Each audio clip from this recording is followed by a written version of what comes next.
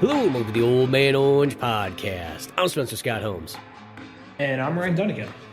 And this is like that time of the year where there's just almost like way too many good games all at once. They've like bottled them all up, like literally at like October, November, December.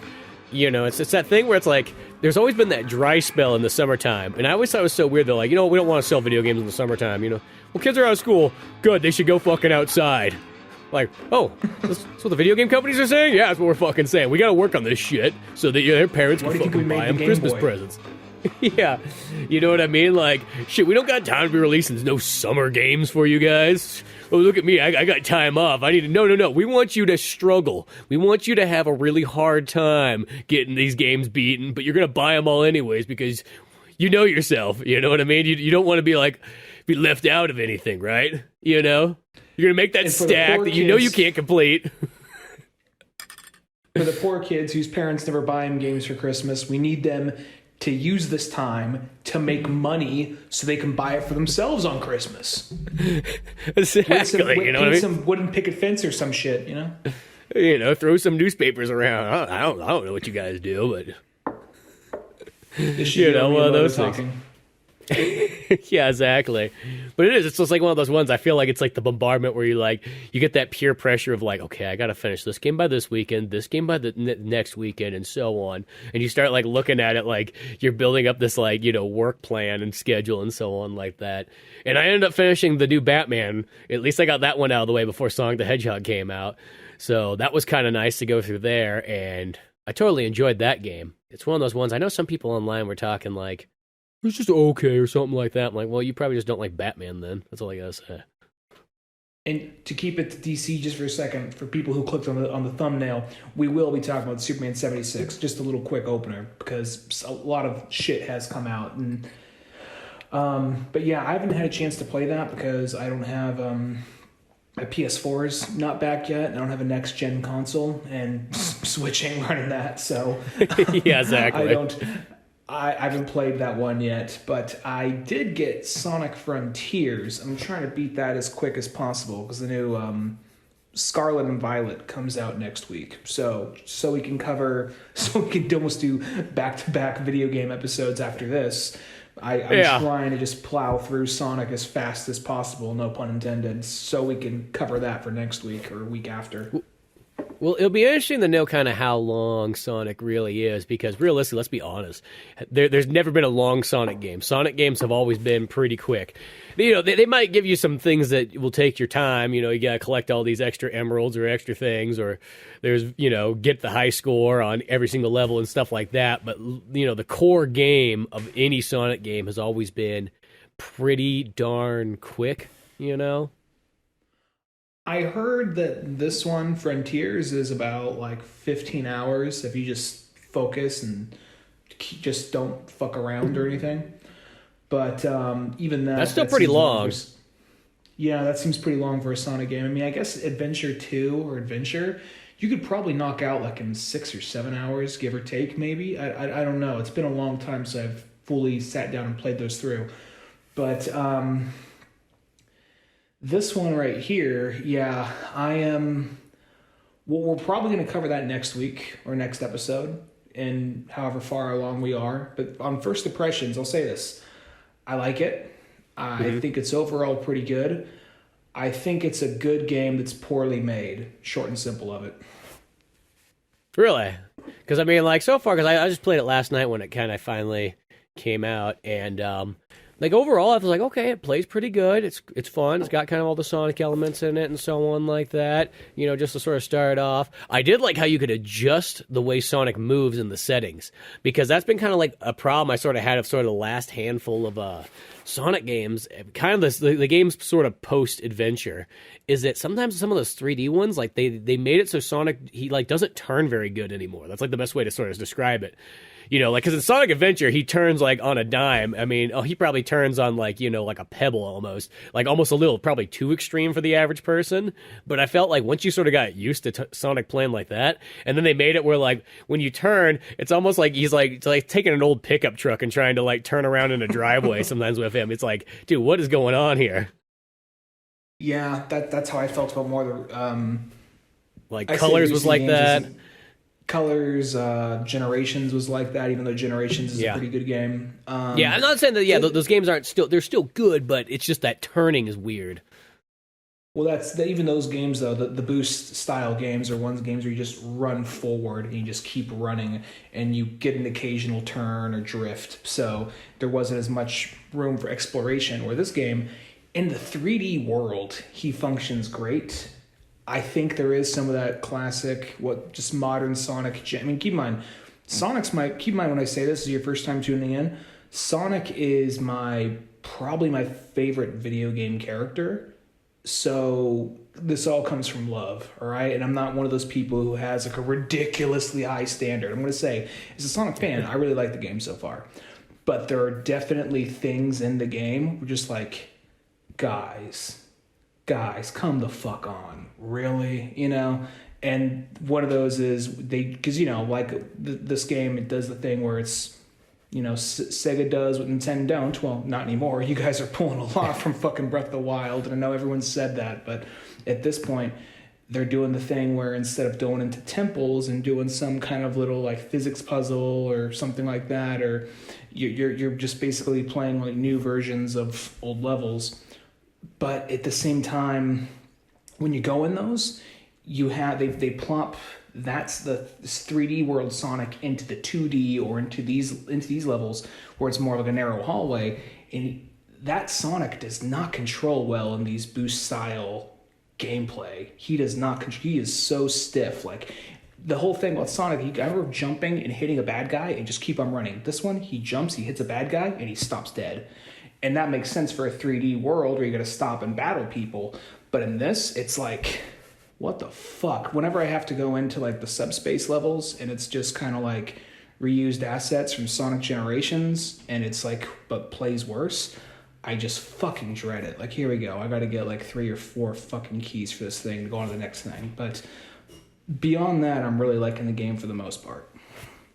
Yeah, well, because I noticed that once I sort of, because I made it so Sonic can turn, like I upped the sensitivity of Sonic's turning and everything like that, and that kind of made a big difference, because it still affects those levels too. I mean, he does still have that sort of locked off turning, where it's just not like a regular 3D world turning anymore, like, but being able to at least adjust those settings did kind of make a difference. Like, I felt like I did get it where it did play better than Colors and maybe even Generations and so on like that.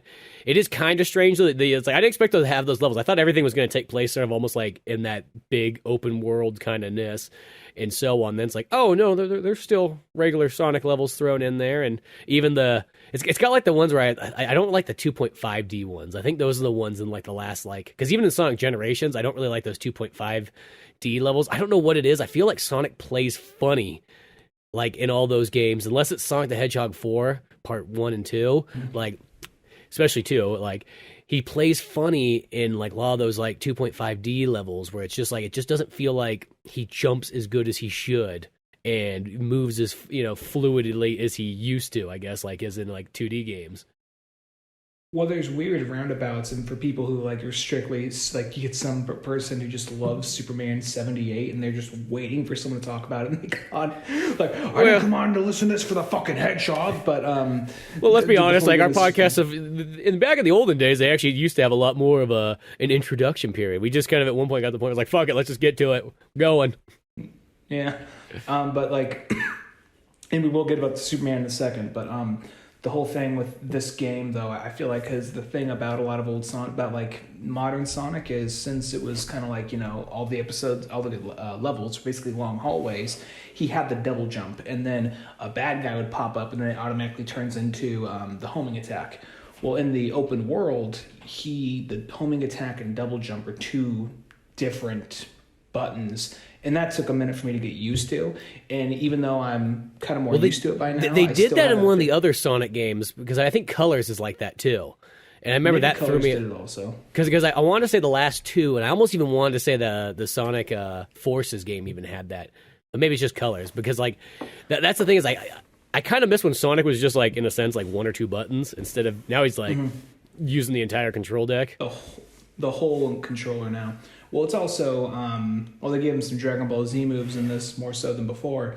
And on top of that, he also, like, I'll be honest, maybe he did in other games, but I only played through Colors and Forces once. I only, I mean, I liked Colors, but it wasn't a game like I loved. I liked it. Like, that was fun. And then maybe I played a couple random levels, but I only played through it once. And then Forces, I played it once, and that was that because yeah. Anyway, but this one, I'm liking it. There is some of that, kind of like, I think that I've heard like, I'm liking where it's going. I look forward to this game, and I look forward to like, they don't all have to be open world, but I think they should elaborate on this. Kind of like, I know that's the whole thing. Like, Sonic fans are tired of this, but they want more of this. They're tired of that, but they want more of that. You know what I mean? There's all this back and forth. Like, I'm at the point where I am very tired of Green Hill Zone. However, I don't mind if you take elements of it, just don't make it directly Green Hill Zone, and kind of make it look more like, I guess the whole thing with this game is it doesn't look like a Sonic world. It looks like Sonic somewhere else. Maybe that's part of the theme, but I guess that feels kind of weird since it's been 5 years. But at the same time, it's also one of the first 3D Sonic games with good writing, because Ian Flynn is penning the script. So, and there's, we will have to find out next week or next episode whenever we get further into the game. But I hear they actually start to go in and connect more of the lore, which the games have not done in a long time. That's cool to hear. Yeah, because that's the thing is like, story-wise, I mean, it's kind of like straight to the point, like Dr. Robotnik's fiddling of shit he shouldn't be, and it just sends everybody into like, the, digital world or what have you. So it pretty much sends them into like, Breath of the Wild prototype. And it was in beta. Yeah, exactly. Back when they're still playing with the idea that when they're playing with the idea of like, maybe Link's finding aliens in this one. I mean, it's really not the first time, because like also like there was that Sonic Wii U game where also like it was literally pretty much like Sonic the Hedgehog Mario Galaxy style. So Sonic's been kind of like aping those things for a while. But I think this one overall, as I said, for the overall, it plays fine.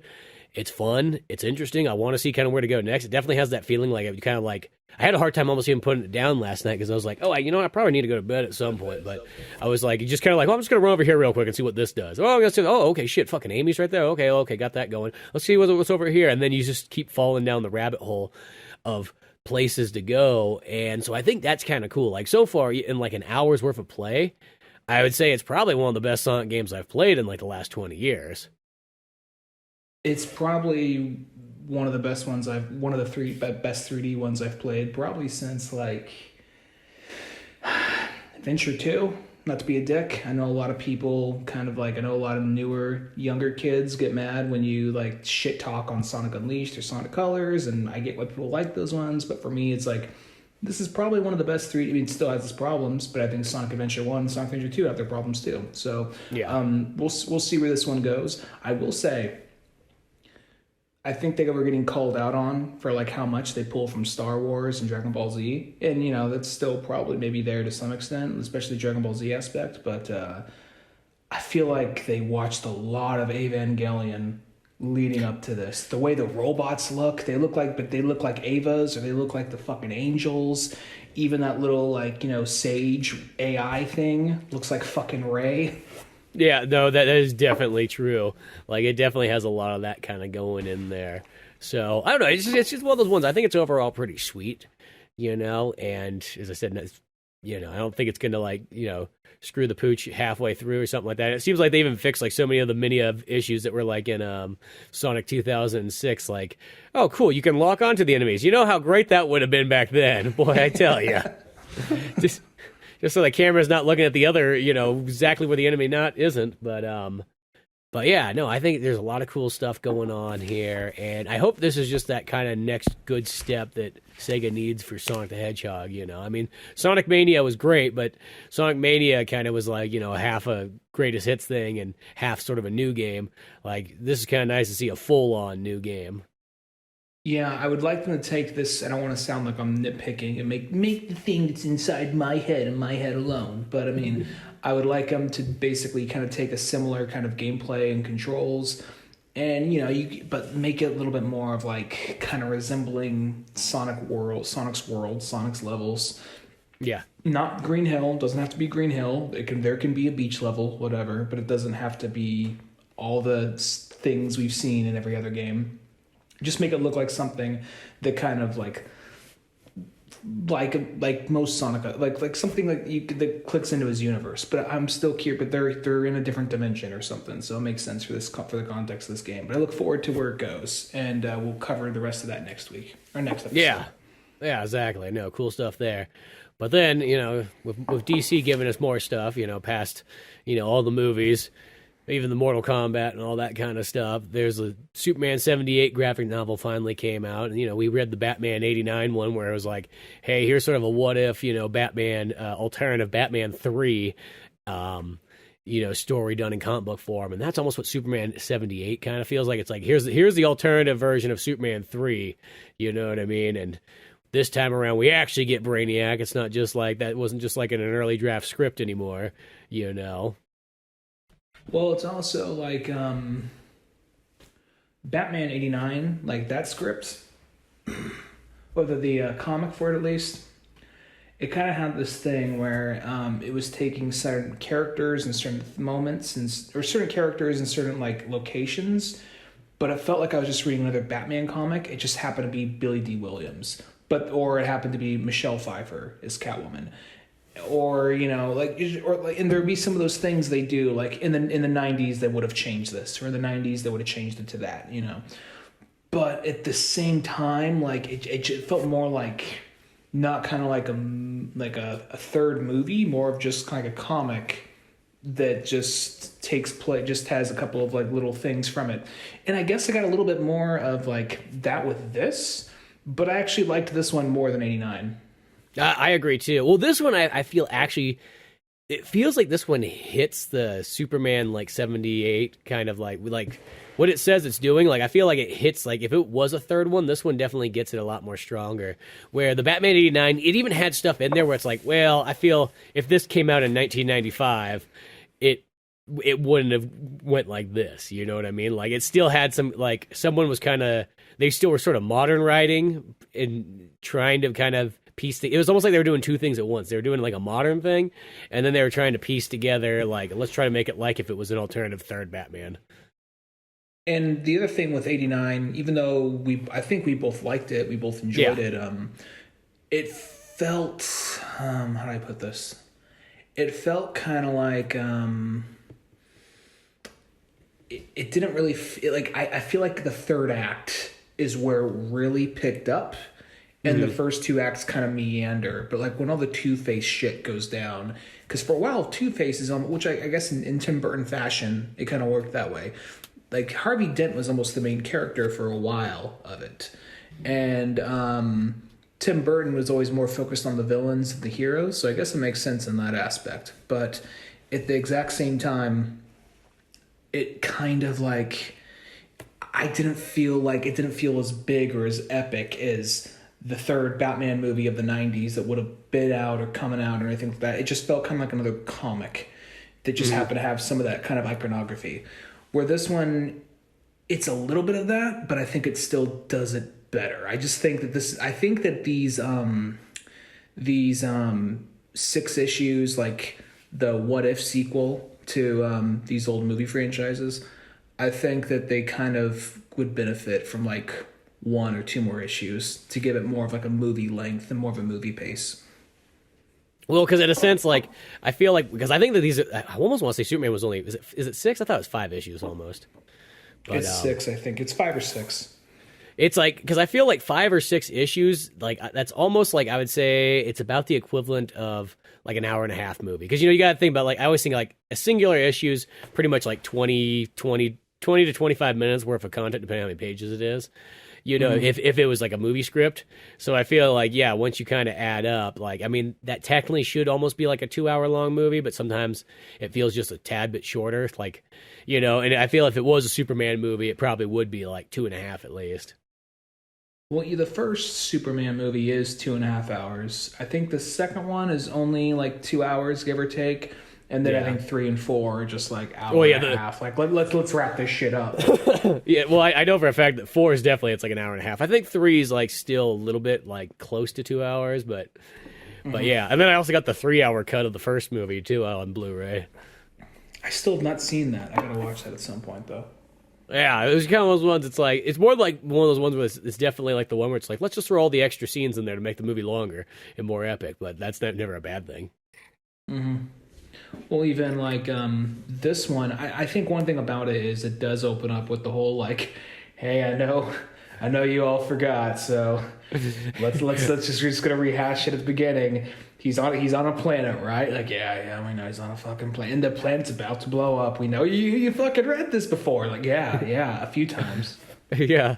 I mean, at least it's one of those ones, like, when it's sort of set up is like, but instead, well, here's the twist, guys. Here's the twist. Okay. I know, like, you know, Cal's and Laura's getting real sad right now because they got to send their only son off to space and they're going to blow up and it's going to be terrible. But, Brainiac's there and he just captured them in a bottle.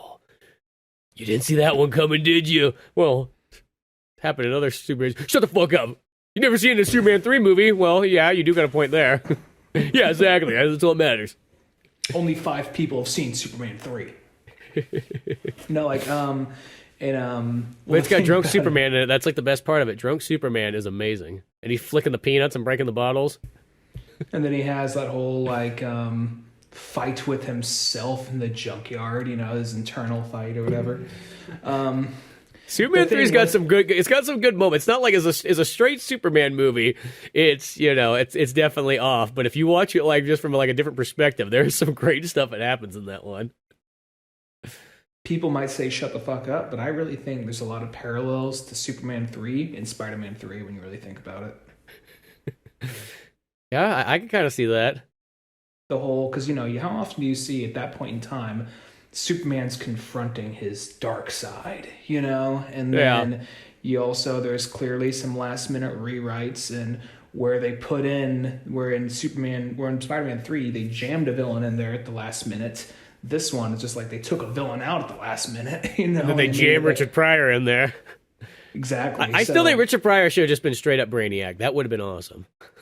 That would have been interesting. Well, I'm wondering like how that all turned around, how they all basically, if it was him or if somebody was like, no one wants to see Richard Pryor be a bad guy. No one wants to see Richard Pryor turn into a robot and attack people. I mean, maybe I could even see it being kind of like Richard Pryor really likes Superman. He wants to roll the movie. Oh, we'll figure something out for him, and they just like rewrite the whole thing. Like, what do we do with this Brainiac character? Who gives a fuck? We got Richard Pryor.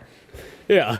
I think something like that kind of happened more than anything else, But like, I just like the idea of like, just fusing the two together, being like, because back in those days, that is when it's like that era where, if you're a good guy, the audience can't handle if you're you do something dastardly in a movie and something like that, sort of like how. Unless it was Once Upon a Time in the West, which because at the time everyone hated it, but then it became respected later down the line. Yeah, see, there's, for example, at the time, everybody hated it, so it goes to show that... I was thinking retroactively, yeah. It's like one of those ones, or, it was like Japan back in the day, like, they could just not handle... No, it's China. China's the one that back in the day, if you there was no way that a good character could ever play a bad person. Just would not fly whatsoever to the regular Chinese people. I remember Jackie Chan was mentioning that, like, in his book, I think. So, like, if Jackie Chan played, like, a bad guy, that movie pretty much couldn't come out in China.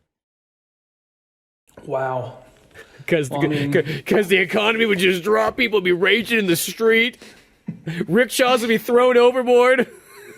You cut to like Tibetan monks light themselves on fire in front of the consulate or something like that. Yeah, exactly. It's just all because Jackie Chan played a bad guy.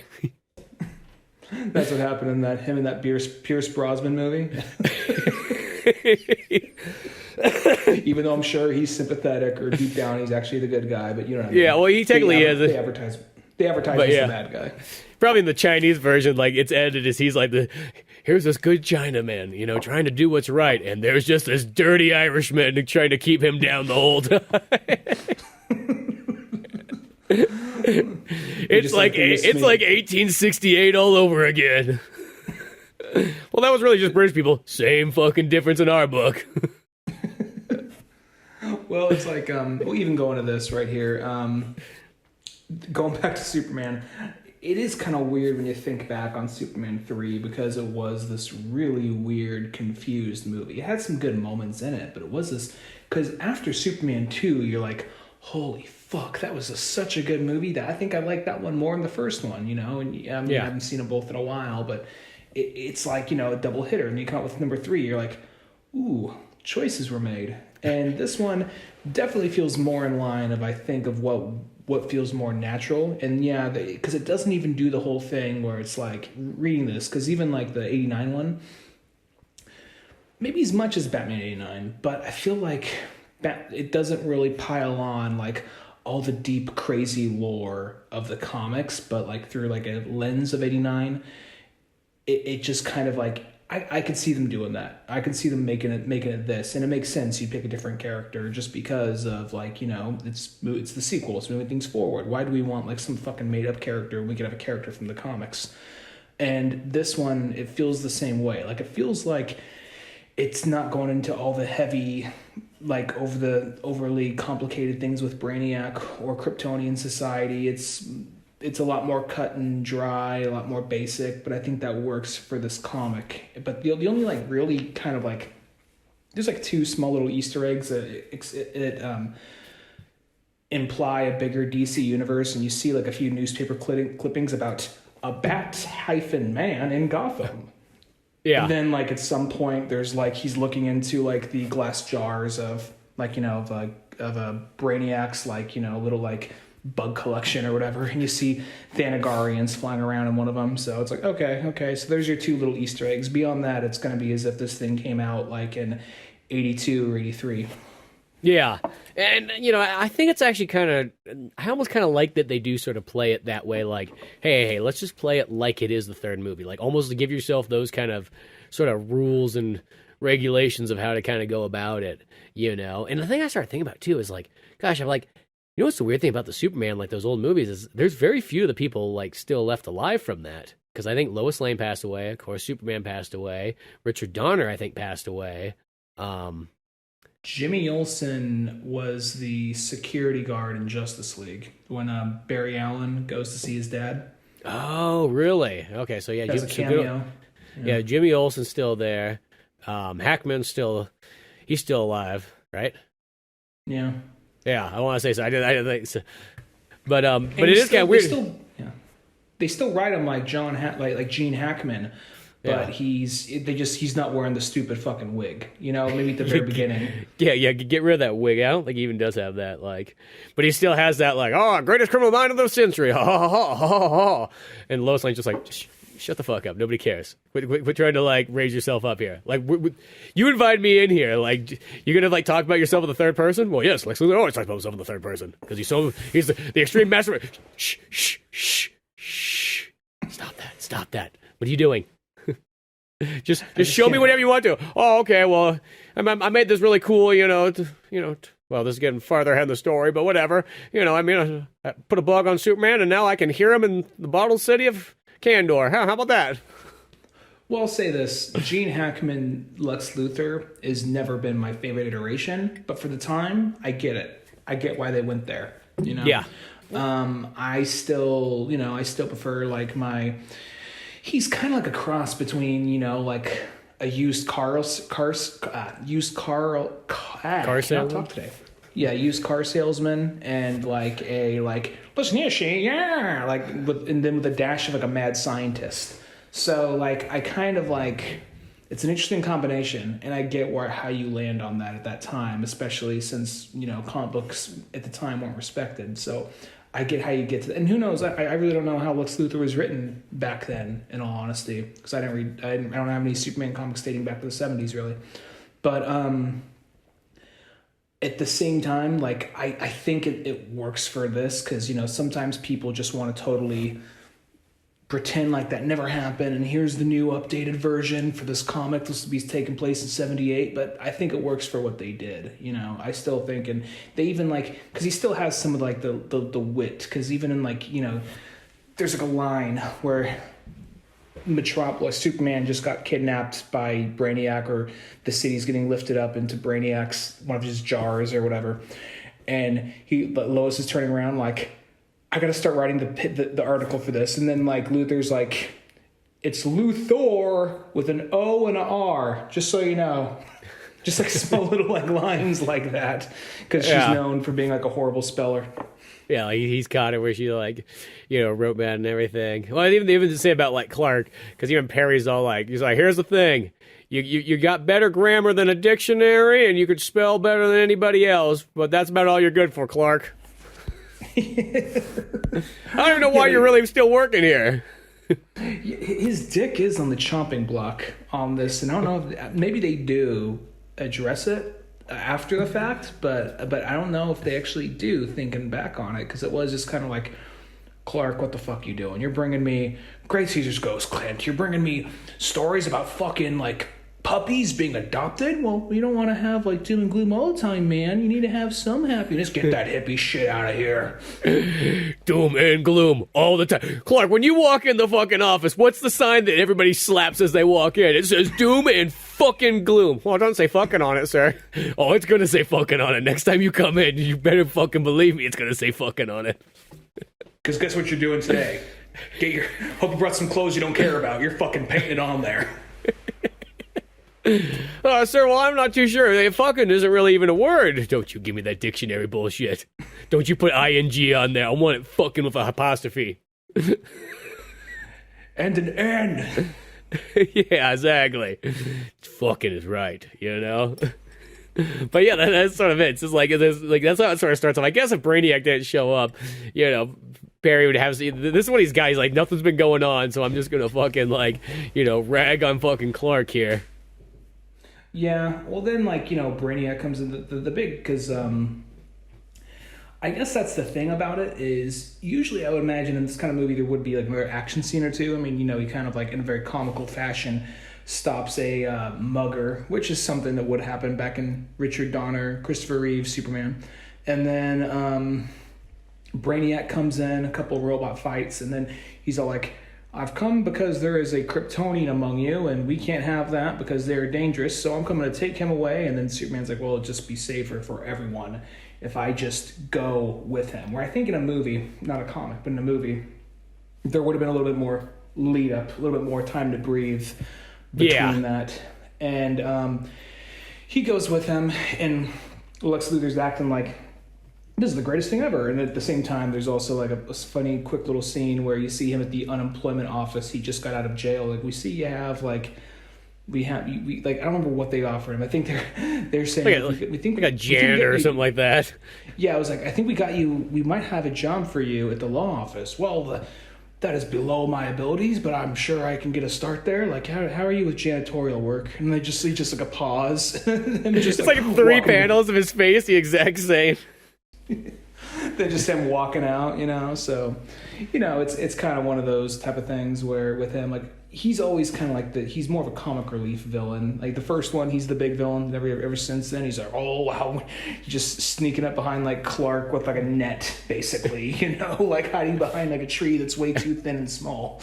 That's kind of what they make him after a while, which it works for when it came out. Well, it's like the thing too, because I even like how in this story, like, okay, Brainiac's okay, people. I know that I probably scared the living daylights out of you as a giant robot man showing up. But I'm taking the Kryptonian back. He's given up. He got a few punches in, but you know what? He says it's going to be better if he just goes with us peacefully and quietly. So you know what?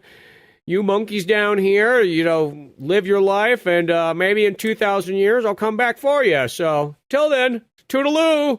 And he flies off. And then I just love how, like, as he's up there and, Superman's doing his thing, but then it's like, what makes Brainiac turn around, is because Lex Luthor starts, like, just, like, messing with the frequencies so Lois Lane can send a message to, like, Superman up in the bottle city of Kandor in a ship. And he's just like, oh, Brainiac just sitting there, that motherfucker. One smart ass fuck. You know what? He comes flying back down. Okay, one of you down here. Who's sending the fucking transmissions? Who's doing that? No, you are not that advanced yet. You don't even have flying cars down here. What is... You know what? That's it. The 2,000 year thing, totally off now. You guys are all coming with me. You're all part of my ant farm now, motherfucker. Yeah, exactly. You know what? I do think it's funny, just like the smallest thing, because you think like, you sons of fucking bitches. Just trying, like, he's trying to, like, listen to, like, old-timey radio, and then, like, the frequency's coming in, like, son of a fucking whore. All right, whose ass do I gotta beat now? He's going down. Because that's all it is. It's just like, it's literally the frequencies come in. It makes him fucking, like, turn the whole ship around. That's like it. Vacation is off. I just like to imagine he has, like, you know, like a, like, fucking emergency brake from, like, a 1970s Ford. He just pulls it, rips like, it, just stops mid-space. Make some space tracks. He, like, looks in his rear view mirror, just sees, like, fucking Earth, like, looks over his shoulder, like, motherfucker, just, like, spins the wheel, just, like some asshole just, like, rear-ended him. Yeah, exactly. And goes back, you know, all the while, you know, Superman's there, he's like, he's putting the can door and whatnot, he's like, oh, hey, Mom, Dad, I thought you were dead, that's what it said in all, like, the transmissions that you left with me and all the, you know, the home video recordings. Like, yeah, hindsight, we didn't see this coming either, you know, but I think one reason why this plot line probably would never happen is because working with Marlon Brando again, this probably would not have happened. And, like, what better way to get this in here? Yeah, well, it's like, now it's like, well, okay, Marlon Brando's dead, so now we can draw him and freely use his acting skill without having to actually have him in the room.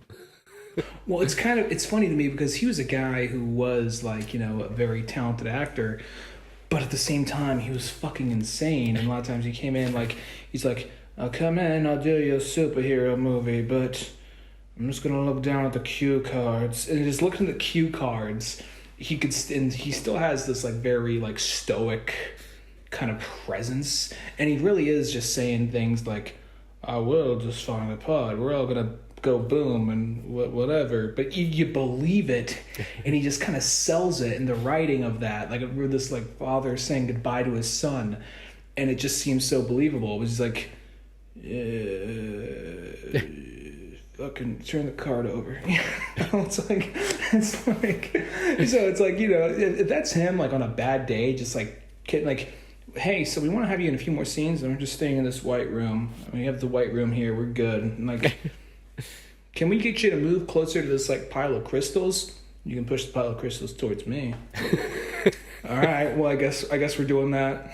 You know, it's just one of those moments, and the fact, first guy ever to get paid $1 million for a movie. It's one of those ones, like, I always think about Marlon Brando, it's like, okay, granted, he is I'm not denying he's not a good actor, but it feels like he's such a terrible actor to work with that it's not even worth it. Like, I mean, like, I hate to say it, like, you probably get Charleston Heston to come in and play fucking Superman's father, and it would probably work just as well. You know what I mean? And I bet you he might even do some more movement, and you don't have to push the crystals towards him. He'll walk towards the crystals. He'll probably get paid half the price. Well, it's also like these goddamn Kryptonian crystals are gonna blow up this damn planet. You know, just like Heston, like, listen, little Kal-El. If anyone gives you any shit, you burn them with your goddamn laser eyes, you know, so. If I had laser eyes right now, I'd be using them, but we got the shitty-ass red sun here. Stupid goddamn communist. Goddamn communist. Fucking Democrat, son. That's why the planets all go into hell. We're not, like, it's just one of those things, like, I could definitely see Charleston Heston doing that, playing Jor-El. At the same time, though, I mean, I think that the whole, like, well, we put up with it. He's Hollywood royalty. Yeah, but he's been kind of a fucking dick. Hollywood royalty. Where now it's like... Did you not see The Godfather? You know what I mean? Like... now it's even that was, I think, maybe I'm mixing up. I think it was Superman he was reading cue cards, but I think maybe I heard Godfather. Maybe I may have got those mixed around, but I'm pretty sure it was Superman at least. But yeah, I mean, you probably couldn't pull that shit as much now because now people's tolerance for that's a little lower, and now people are getting called out. I mean, people got called out for things far worse than that, but at the same time, there's like now people are like, you know, they're very outward about, like, you know, James Corden's kind of a fucking dick, you know. So yeah, and now it's just like he's not as hired for as many things, or just that's just one random example. But yeah. Yeah, well, I think is that was the time period where I feel like the audience was much more separated from what was actually going on. You know what I mean? Like, really at the time, probably nobody even knew about this. That was kind of like you had to be on like the inside to kind of know. But as time has gone on, where nowadays I feel like it's really quickly to be like, hey, this guy fucked up on set. Yeah, he's a fucking asshole. I don't want to work with him anymore. People like him. Yeah, people like a lot of people. You know what I mean? We'll find another one. Yeah, so I mean, a lot of shit. I mean, David Russell's been. I mean, God, let's be honest. He's no Marlon Brando. Well, it's like, well, it's also one of those things. Like, for instance, like I don't want to go into more like go into like more. I will get back to Superman in a second, but like David O. Russell, he's known for being a difficult guy and kind of an asshole to work with on set, and he did it for a long time. But now it's coming back to bite him in the ass real hard. So it's just kind of like that thing. I think if Marlon Brando will probably not get away with nearly as much of this shit if he was still alive or born a few decades later or something. But I do like the idea they bring him back, because more than likely that is not something he would have got for the movie, because back then, because he probably would not have come back for it, you know, and he probably would not have done as much as he did in this. I mean, granted, he's still standing in a white room dressed in white, but I mean, he has more interaction with other people. Yeah, exactly. It's one of those ones, you know, he'd want like $3 million or something by this point, you know. It's a third movie. Yeah. But it is one of those ones where at least in this one here, like, I feel like it is kind of cool that, like, oh, Superman gets to kind of go and reunite with his people and everything like that, and, like, they've just been trapped in here. Like, what have you guys been up to the last, like, 35 years? Yeah, son, nothing's really changed. Still wearing white. Still next to the goddamn crystal here. They pushed it towards me. I keep looking at it, but I don't want to walk away. We drink, we like sometimes like just like organize the crystals and we just reorganize them in just like shapes and pointiness. It's kind of like, it depends. Is it Tuesday or is it every other Tuesday? You know, that's we do make the path. We sometimes we talk about politics, but I mean, granted, we're in as far from here, what looks like it could be just like a YMCA made out of crystals. It's like that size. And we have like these little test tube things where God knows we're fermenting to make this fucking wine. But, you know, we're talking politics, not like we can do a whole lot. Like, hey, the big green asshole is staring at us again. Like, oh, he's naked. Yeah, thought he was a robot. Why does he have ass cheeks? Oh, he's spreading. He's spreading. Just shit. This is how he torments us. He likes to make it feel like it's like a lunar eclipse. He says it's for science, but I don't know. Yeah, it's like one of those ones. You know, robots, every once in a while, they just get a little weird in the shit that they do. Just starts dragging his dick up and down like the glass, and it's just like, it just basically looks like the fucking like space worm from Empire Strikes Back, but green. You know, he tried that once on like the Thangarians, and someone got a hammer and smashed down on it. Oh, he didn't like that.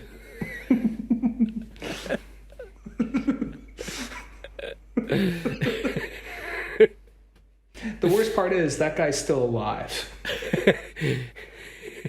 It's okay. If he tries to kill him, he's just going to get reincarnated at some point anyway. The Hungarians, what do you do? Exactly.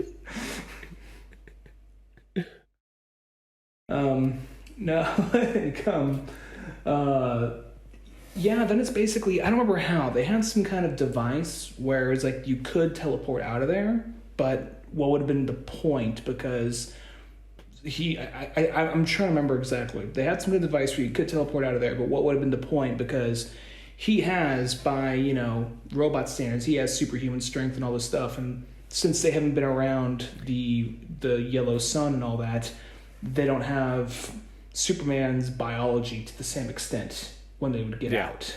So it's kind of this level of like, when he gets out, he will, like, they would just be basically dead anyway. I think that's the reason why they never use this machine, or it could possibly kill them. But since he's Superman, he could survive. think it was something like that. It was something like that, and I almost want to say something that Lex Luthor did too. It's like that made like Marlon Brando realize that like he had like a thought that he never had before until that frequency came in when when Lex Luthor's over there fucking changing the AM station.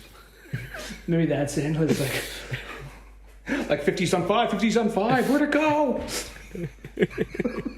He's just over there fucking tuning in Tokyo. No, but no, the whole thing with that, like, actually, you're right. I think that's what it is. Like, it was kind of like almost like a flash thing, like phasing through it or whatever. But it does the whole thing. Like, I think that wouldn't be a bad choice if they do, whenever they do the next Superman movie, if they do throw the curveball of like, oh, his parents are actually in Kandor, so he has a moment with them, or instead of having like, hey son, here's a couple of like crystal VHSs of us, of home videos or whatever. They do like this thing where it's like, oh, it's he's fighting Brainiac for the first movie, and he goes into Kandor for a second, and then he has a moment with his parents before never being able to see them again. So something kind of like that, Yeah. Or be like when Kevin Costner leaves his fucking VHS recording or something, they're like, don't let anybody fucking know. Hide. Let that bus go down. Fuck him. It has that kid, fucking Johnny on that who drives by and always throws the eggs at our house. Fuck him, he's on that bus. I don't have to deal with his shit anymore. I don't want him working down at the factory later on in life. Do you want that guy working in the factory? You trust him making anything? That is the thing about Man of Steel, because we both like Man of Steel. I love Man of Steel, but Kevin Costner's hilarious in it. Well, the thing about it is, because you think like Jonathan Kent, like you think he's just like this, like salt of the earth, like working class dude who's just like understanding, like, best dad in the world kind of thing. But he's just kind of like, what was I supposed to do, Dad? Let them drown? Probably. Fuck them. I don't know. And then at some point where he's even kind of like when in Batman v Superman, when he's like having his vision with his dad, like, yeah, so one time there was a flood, and instead of letting it kill our whole family, I dug a ditch, and if the water went out, and we saved our farm, but it killed a whole other family. And then there actually used to be a town next to Smallville. Not anymore. Smallerville. Now they call it Floodsville. There's only 3 buildings in Smallerville, so when the flood took it away, it didn't do as much damage, but still, you get the idea. And the whole part where he's all sitting there, he's just like, because ultimately the idea of like, I saved my family, did the right thing, but it hurt someone else, so what's the point? Why do anything, son? He's literally like that. He's literally the dad, like, hey dad, I'm gonna go vote. Well, fucking vote. Not like your voice is gonna make a difference. Why try? He just comes across as like, hey dad, I got dreams. I had dreams once. What happened? Just like, what happened? Just beer comes up, silence. TV comes up a little bit louder. He just doesn't even make eye contact. Just hear, come and knock on my door, we'll be waiting for you. He turns it up louder. I like this one. This one's funny.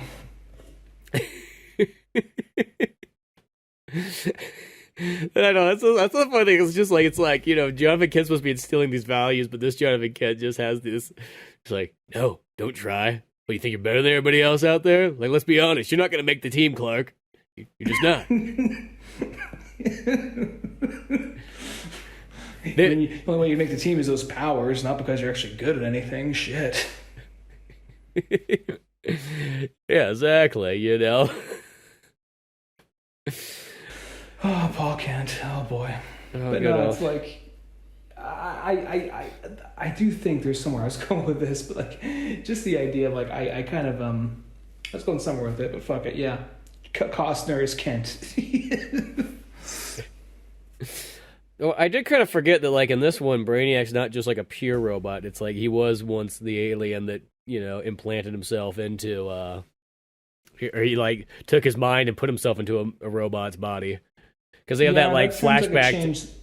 That sounds like a change they would make back then. Like he was the last survivor of his race, but he just lived like millennia for putting his brain into the robots. Yeah, exactly. He's from like the planet Kahlua or whatever. He does look like Brainiac like 5 or whatever from Legion when they have the flashback. Yeah, kind of like that style. Well, for some reason too, here it's like I can't remember if it's like showing like his mom, but it's like he's like, I used to have long, flowing blonde hair and played in a cover band of Poison.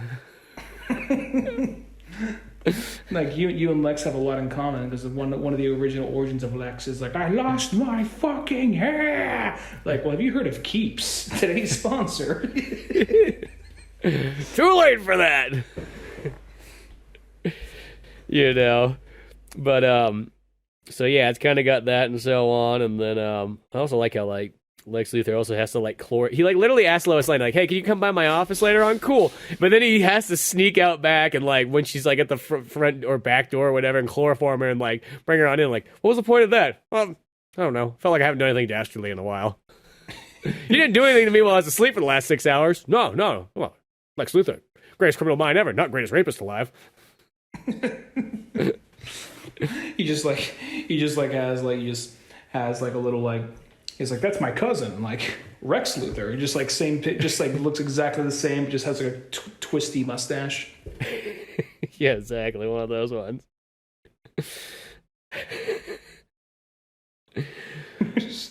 just creeping behind a tree, like a fucking like a Dick Dastardly like smile. Like, exactly. Yeah, I was trying to look through here to see exactly like what it was when fucking Superman like phases his way back in. He phases his way back in, and he and Brainiac have a tussle, just kind of like an old fashioned kind of like we're gonna be flying around, just that whole like man versus man slamming into shit kind of fight. Well, that's what I love is like the first like Superman comes out, he starts throwing fucking punches, and then like Brainiac like throws him into like his like fucking like collection of like ant farms or whatnot. It's like whoa, what are you doing? Like I'm all down for fighting, but Jesus, not my precious collection. Yeah.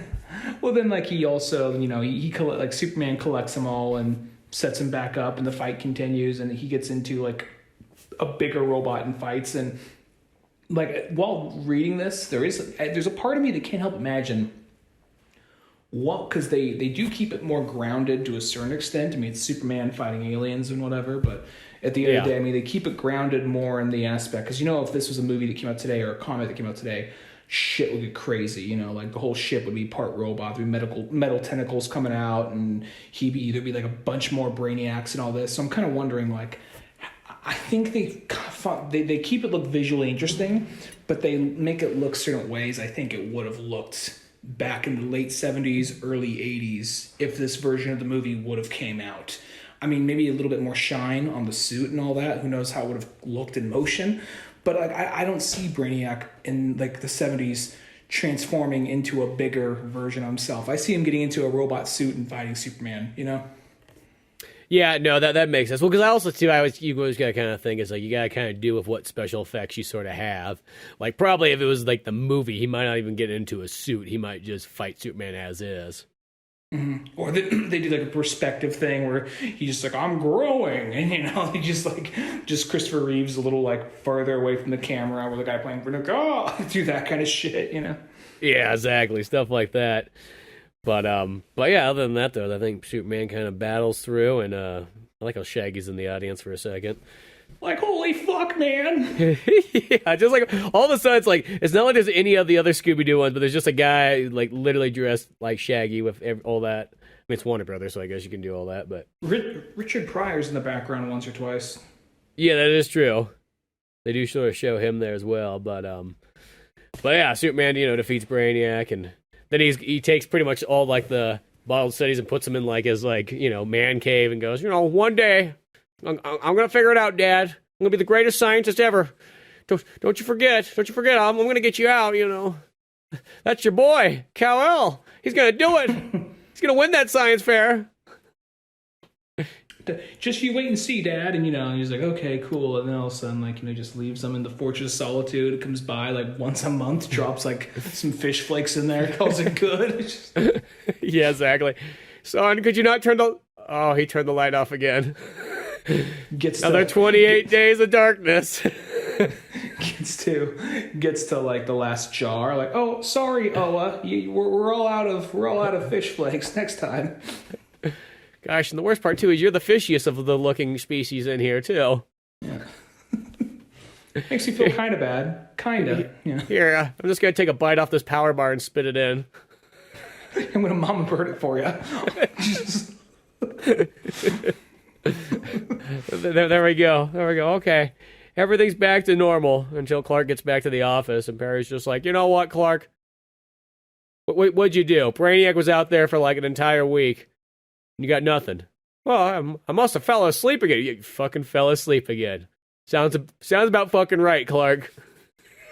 It's like, how does he, if they think this is the same guy, how does he have that job? I'm just kind of wondering that to some extent. Well, because you think that's the thing is you think Clark would always be at least like turning in stuff. Be like, here, I wrote this in like 2 seconds. You know what I mean? Like, there you go. In the comics, that's very much the case. But sometimes they make him so much of a dope and he's always tripping over his own fucking feet. But at the same time, like an all-star Superman, I can see how you can confuse that Superman, like that Clark Kent with Superman, because he's hunched, he always has his hair a little more frazzled, and he's way more klutzier and all that. So, I can see how you do that, where it's like in Man of Steel, it's just like, motherfucker, you ain't fool. Apparently you're fooling some people, but I mean, just look, he's just like, he's just like, Clark, you were supposed to be covering the goddamn Laker games, like, Perry, there's a lot of serious things happening out there. Just like, are you shitting? He's coming in like nice suit, just all like that Superman fucking confidence, and just like, whew, man. I know that wasn't a Cavill choice, but it was just one of those things. Like, I'm not buying that. Yeah. No, I mean, I like the Clark Kent like dope kind of like thing where like he is just kind of a goofball. Or I think one of the best ones. I think it was Superman of All Season, or no, Superman. I thought it was that one actually, but the one where like, it's a Grant Morrison Superman one where like he really All-Star goes, Superman. All-Star Superman, yeah, where he really goes out of his way, like he blows himself up so he looks kind of like he's overweight and just kind of like a kind of a goofball, and his hair is always a mess, and like he does so many like extra things that makes it so like you can't put you couldn't think that Superman and Clark Kent are the same guy. Sticks his gut out basically. Yeah, and all that. yeah, pretty much. Yeah, so that one's real. Yeah, that of course is one of the Superman books everyone always goes to. Which, of course, I'd love to see that. I think we're a few years off from that because it's so fucking weird and abstract. And I mean, he's fighting the fucking Sphinx, and going against like Samson and some other like shit, So it's like there's like a bunch of like, you probably have to rein it in a bit, but that is a great book. Yeah, I mean, they got the one movie of it, so. Yeah, I'm just saying if they did do a live action, everyone's always saying, do that one. Like, I love it, but I don't know if they'd have. Yeah. I don't know how that shit's going to come out. You got Kryptonians coming in dressed in purple, like this place fucking sucks, kicks over a statue of his family. Yeah, exactly. Gosh, I'd like to read that one again, too. It's been a while since I've, like, almost like 10 years or something like that, maybe. I don't know, but it's a good book, though. Mm-hmm. But yeah, the Superman 78 one, I feel like it's one of those ones, if you like any of the classic Richard Donner Superman type stuff, this one fits in really well with that. It's totally cool. You know what I mean? It's got good action, good story, whole way through and everything like that. Yeah, really, if you're into Superman, especially the retro 78 style Superman, I recommend checking it out. It's a fun book. I think I liked it more than Batman 89 comic. I hope they continue these just because I would like to see, even though I think they can do more with them, I would like to see other like comic book characters put through like this retro movie filter, like not just all the obvious ones. Like I think they should do something where they keep it to like characters that were available at the time. Like I don't think they should do like Hush for, if they do continue Batman 89, don't do Hush just yet because wouldn't be out yet. But just, it would be interesting to see what other characters they pick and pull from, Yeah, no, it'd be kind of cool to see him make some more sequels to these. Because I feel like, I mean, granted, this one's second, but I felt like it's almost like 89 came out, and it's good, but it's like, it still kind of has some things that kind of throw you like just a little bit outside of like the 89 or 95, whatever you want to kind of look at it time frame. Where I felt like this one here feels like it felt just that much more dialed in. Like it definitely was the one where it's just like, okay, I felt like they kind of learned. They're like, you know what? Let's make it 100% like in the 70s. Let's not do the Batman 89 one where we start implementing some like modern day writing stuff in there. Like, no, let's just keep it like literally like if it was. And I think that's what works out really well in this one. This one's just solid all the way around for that. Hopefully they don't do Batman 41 where he's like, we're going against the Japanese mad scientist, and it's just a white guy squinting really hard. Like some of us didn't age as well. Well, I mean, I'll even say this: it would be kind of cool to see, like to do a Batman 41, but just kind of, don't you don't play it like as if it was like that, but just to kind of keep it like maybe that even sort of style, but then just add some things into it there too. Maybe not like the old movie serials, but like Batman, like take it, or even Superman, like it takes place in the 40s. It doesn't have to be black and white, but it takes place in the 40s. And maybe you're in some aspects retelling certain stories from that time, but give it kind of like a modern, like contemporary, not have them say that's dope or anything like that, but I mean more of like have them be a little bit more like the quality of writing of today. Like if you had someone like trying to blank on his name, like Ed Brubaker writing a Batman story in the like set in the 40s, something kind of like that. Yeah, it'd be kind of cool just to see more kind of period pieces, because that's the thing is it's like it's more of a challenge. I think as some people like they'll go to write things and then they think too modern when they're writing it, and it's like I think the thing is you got to put your mind like 100% like if it's that time period and really get back there. And as I said, that's why I think the Superman 78 one, like it felt like it does feel like it takes you back like it's a movie or something like that. But yeah, it felt more 78 than Batman felt 89. So yeah. Yeah, so it's like, but it'd be kind of cool to see more stuff where it's just like you just throw Batman, because that's the other thing, there's only so many movies if you want to do continuation. I mean, you can continue these ones. It's like Supergirl, like 86 or whatever. Yeah, baby steps. Let's focus on what we got. There's a Linda Carter one, which I never really watched the Linda Carter's Wonder Woman, but that one's out there. So is there one? Oh, that'd be kind of cool to check out then. I knew that there was a Batman 66 one because I felt like that was the thing that started off. So probably the Linda Carter one was probably the next one that they did, and then they kind of went from there. Shit, at some point they'll be like, "What is it? It's Batman 2006." There's some kids like, man, that's so old.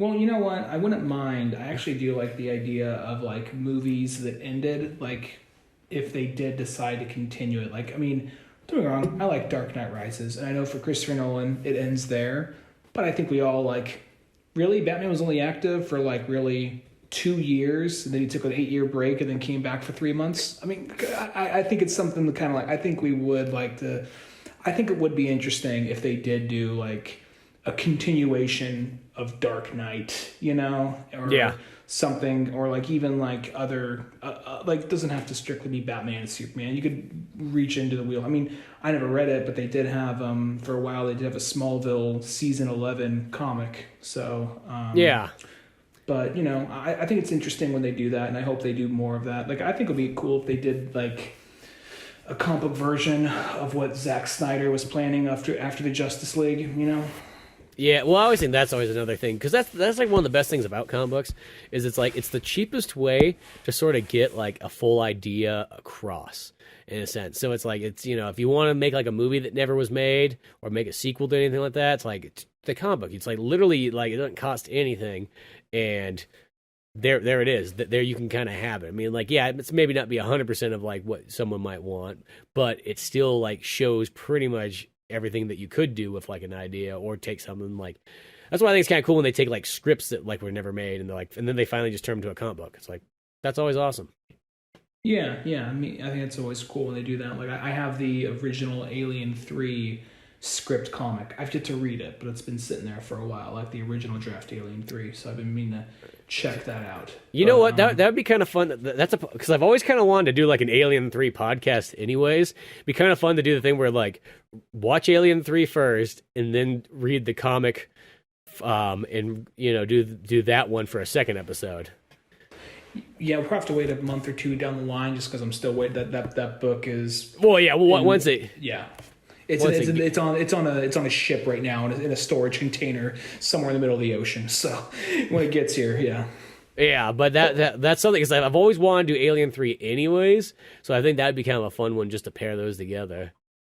Yeah, I'm up for that. And so I guess next, things change, might happen differently, but next one I guess we'll continue with Sonic Frontiers.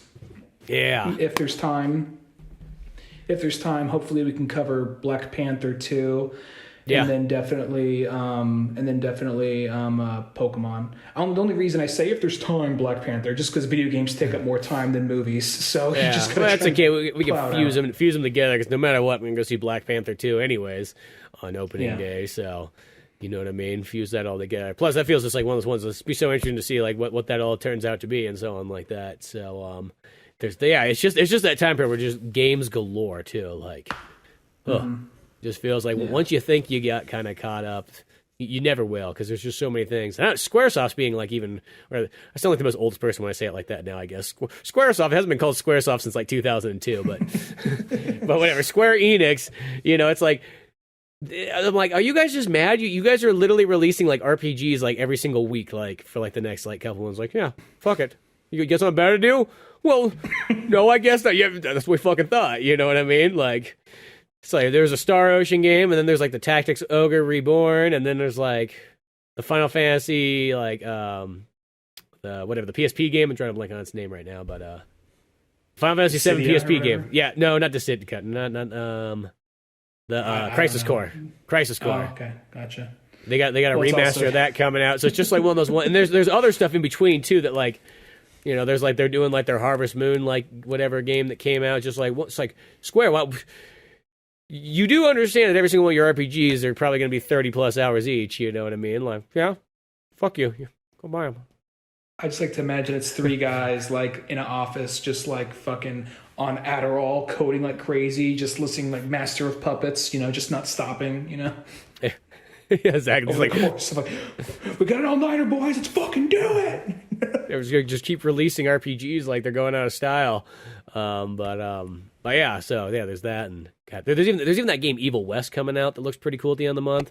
Because one, you don't get very many times you get Western games, but like it's like a big budget Western game, but then it's also kind of like it's Western horror, so it's like like that looks kind of cool, but yeah, still just basically with like a cup and a straw, basically, like with like almost that level of I love the Switch, but when it comes to like tech wise, it's so far behind on everything else right now. So I just feel kind of like, oh, I got the new like hologram deck, like I got a stick and a rock, so it's kind of like that. Well, that's one of the things, like, because I thought about like oh yeah, Sonic Frontiers comes out on the Switch as well too. I'm like, because now I'm at the point where I'm like, unless it's like a Switch game, I'm like, no, I probably should just get that on the Xbox. I'm really afraid of how it might run on the Switch. I mean, it'll be fine, but it might just be long load times and things like that. If my PS4 was here, I definitely would have bought it on PS4. I'm going to say that right now. It is rough to look at, but it's running fine as far as I can tell. Yeah. I mean, well, even on the Xbox Series X, it does kind of have that look, it looks like a PS4 Xbox One game that's just like upscaled. Like that. That's the best way to sort of say it. It doesn't look like super modern. It doesn't look bad, but it looks kind of like almost like if I had no idea what was going on, I just said like, hey, here's a Sonic game that came out like 4 years ago. I'd be like, okay, that looks about right.